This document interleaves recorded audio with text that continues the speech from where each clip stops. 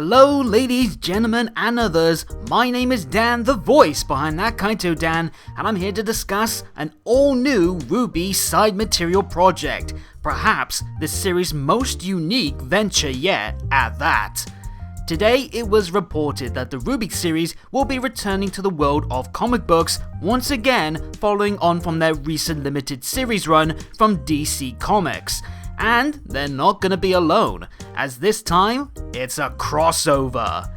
In the past, we've seen RWBY cross paths with the cast of Knight's Chronicle, Blaze Blue, Persona 4, and Under Night in Birth, to name a few.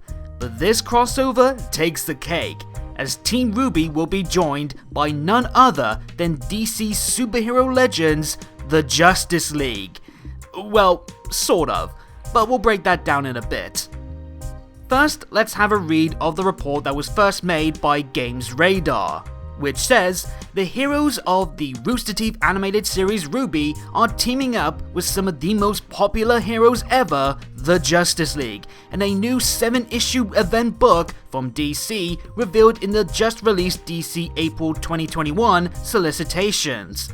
Picking up from the 2019-2020 RWBY limited series from DC, RWBY Justice League will feature an all-new version of Superman, Wonder Woman, and Batman that are residents of RWBY's universe, known as the Remnant. So yeah, arguing that little bit about it being Remnant and not the Remnant, while Superman, Batman, and Wonder Woman are set to feature alongside the RWBY girls, it won't be the superhero trio as we know them, but rather original RWBY characters based on the three of them, as well as Green Lantern's Jessica Cruz, judging by the green-attired female on the cover.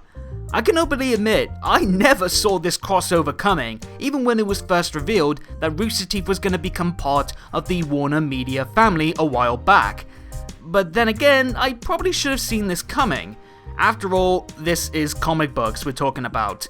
Weird crossovers like this are pretty common, from Muhammad Ali fighting Soups to the Punisher crossing over with Eminem and Archie. And if this is the way we're getting these two universes to meet, I'm at least glad it's in this approach of making the superheroes feature as inspired characters, rather than their staple versions. It avoids just dropping either group into the other's universe as is and trying to force out a storyline to explain why two very different worlds are intertwining. And it makes more sense promotion-wise to use the wider appeal of the Justice League brand to showcase RWBY to new readers, rather than changing the RWBY girls into superheroes, an approach that wouldn't best represent the characters or their source material. As the article goes on, we also get to learn a little bit more about the first issue's premise and what we could expect from these new yet familiar faces. The DC universe and the world of RWBY collide in this new miniseries. Discover the Bruce Wayne, Clark Kent, and Diana Prince of Remnant as Team RWBY comes face to face with new versions of DC's Paragons of Justice, reads DC's solicitation for RWBY Justice League #1. A new Grim is running rampant around the island of Patch, and RWBY and Yang must team up with a young farm boy to stop it. Meanwhile, Blake meets a mysterious woman who's appeared on Menagerie. But what is her purpose? And why does she act like she hasn't been around modern society? So it seems like there's gonna be a new Grimm that's gonna be the initial or at least long-term plot thread that will bring the two groups together. And we see that the Justice League based characters will have details similar to their original selves, like Superman being raised on a farm and Wonder Woman being sheltered from modern society as someone that was raised on the secret island of Themyscira. So that sadly means that farm boy is not Oscar, much to some people's dismay I'm sure.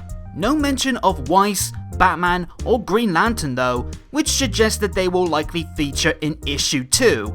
And if we're seeing the RWBY girls meet up with each hero separately before a bigger team up, I like the prospect of Weiss interacting with this Bruce Wayne, given both of them were born into high society, or at least the Bruce Wayne that we know of.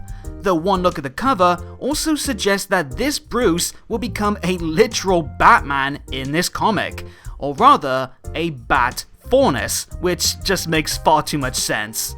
Speaking of the art, we also got some details on who's behind this comic, with Margaret Burnett returning to write for the series after doing so for the previous RWBY comics. Meanwhile, Mirka Andolfo, who did the artwork for that series, will now be doing the covers for each of the 7 issues. The majority of the art will instead be done by, and I apologize if I butcher this name, Anek Mirelium, who previously worked on Bombshells, Gotham City Garage, and a recent Wonder Woman short story. Out of the new designs as well for the new heroes, I think they all fit really well, both in terms of their staple looks and adapting them into the RWBY style, my favourites probably being Wonder Woman, though I do also like Batman having more of a ninja aesthetic and again having the Bat-Thornist traits. But yeah, suddenly we got an all new comic book to look forward to, and while this will probably lean more towards the non-canon side of things compared to the previous series, it'll still be fun to read the interactions between the two groups and learn more about this new Grimm. Maybe it too is based on a DC property, like a Grimm version of Doomsday or another DC supervillain. Who knows? But nevertheless, I am definitely on board to check this out, and the first issue will be on sale come April 27th, so be sure to be on the lookout for that once it drops. Until then, why not share your thoughts on this project in the comments down below? Did you expect this crossover to happen? Which superhero spin are you most interested to check out? And what other side material works would you hope to see for RWBY down the line? Let me know in the comments down below, and while you're at it, hit the subscribe and bell buttons and tick the notification box to make sure you get every new video from me as they drop. And follow me on Twitter at ThatKaitoDan for more on anything to do with RWBY, updates on the channel, and more. But until next time, have a good day or good night, and peace out.